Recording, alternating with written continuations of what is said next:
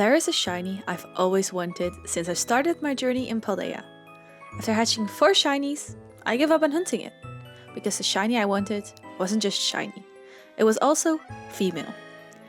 I wanted to have a shiny female Sprigatito, a Pokémon with a 1 in 8 female gender ratio.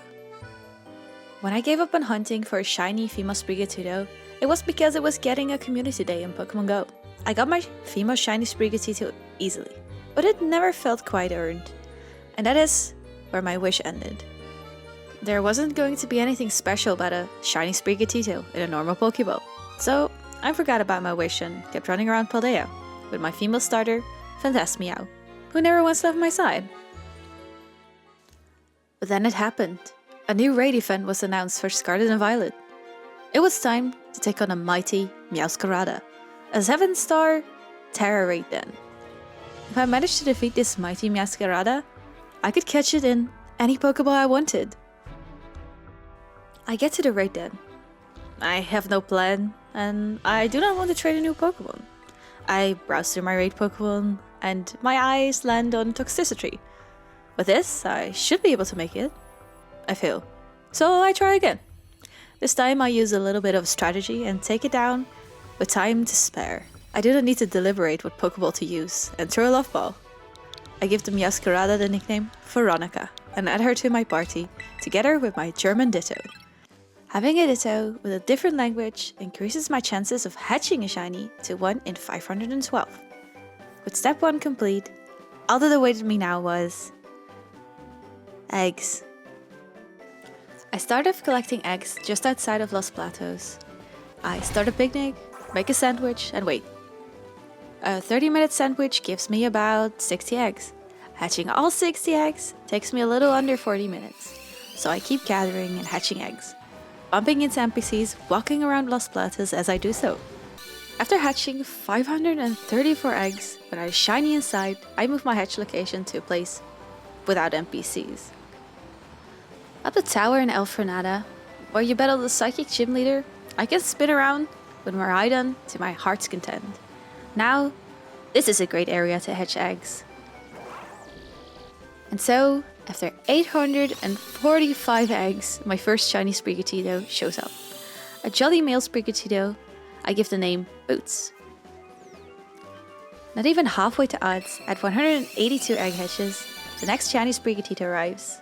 A calm male Sprigatito I bestow the name Meowtrix upon. Just 52 hatches later, another Sprigatito shines. Another male, this time of a bold nature. I call it Leaf and leave it at that. 490 eggs later, and my 4th shiny Sprigatito hatches. A brave boy whom will henceforth be known as Sprig. Phase 5 began with a silent hope.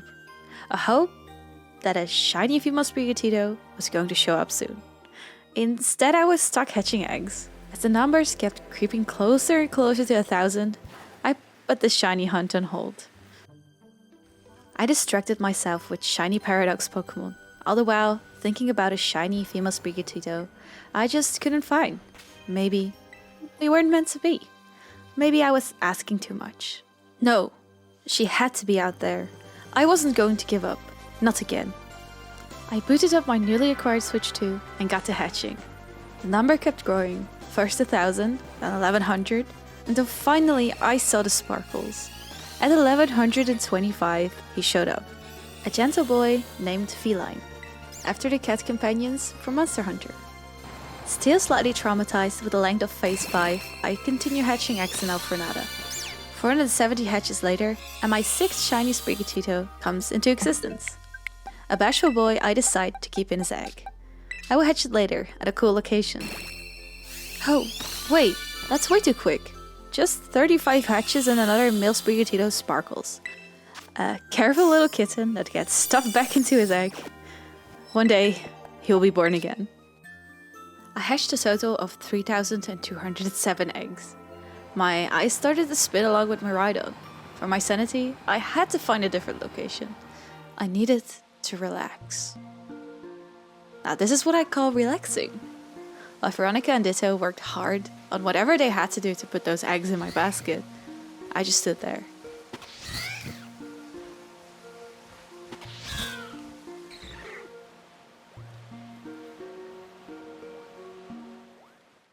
This time I spun circles in the central plaza.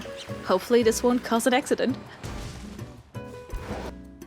140 eggs later, I hatch another shiny male Sprigatito. A rash one, I call Merlin. Just like in Lost Plateaus, it's more fun to hatch eggs when there are stakes involved. Dodging NPCs while driving so fast, the camera stops being able to follow. This time, I chose to terrorize the citizens of Kitakami. There I drove on my Robo-Lizard until I hatched 877 eggs. There it was. What looked like just another shiny Sprigatito. But looks can be deceiving. I finally hatched her. A female, shiny Sprigatito. And it only took me 4,224 eggs. I quickly rewind time and send her off to a fresh game of Pokémon Scarlet. Once the egg arrives, I get to running up and down Cabo Poco, and so she hatches. My dream shiny. To commemorate such a magical shiny, I call her Mistra. She's mild-natured and looks exactly the same as a male Sprigatito, except for the female symbol next to her name. With Mistra in my party, it is only right to take her through the entire game. However, I can't just play the game normally. No, this calls for a badge quest. There are 18 badges in Paldea, and all of them have a different type tied to them. For my badge quest, I will need to find a shiny of all 18 types. The badge quest starts with Mistra. That means the first badge of the quest will be the grass badge. I hatched my leftover eggs, then went on a trip to hatch my shiny eggs. I went to Area 0 to enjoy the scenery. My best for shiny hatched. His name, Musknia. Then I went to the crystal pool and hatched Malachite. I now owned 8 shiny Sprigatito I had no use for, so all I can do is give them away.